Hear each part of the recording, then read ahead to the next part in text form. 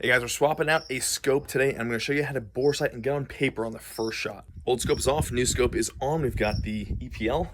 It's the EPL 6-24, and now we're going to get it bore sighted. So set your gun up so that you can see down the barrel. Right, you should be able to see down the barrel and then also see through the scope. All we're going to do here is we're going to point this barrel at something at 100 meters or 100 yards, and then we're going to look through the scope and see, is the crosshair on that object?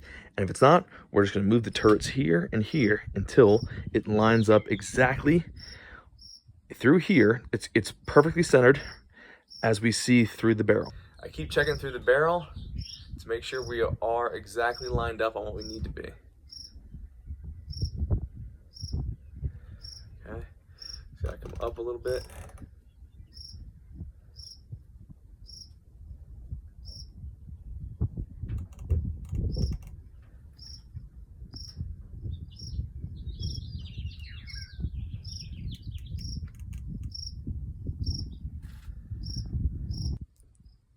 Okay, so this is the rough image that I'm getting when I'm looking through the barrel.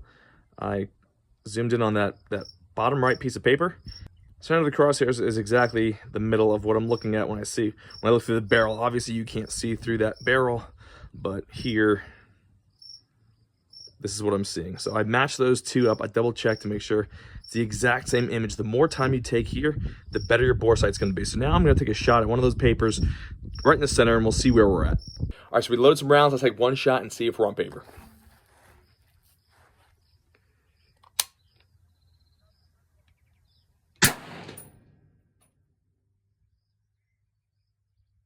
Okay, so we are just on the left side of the paper.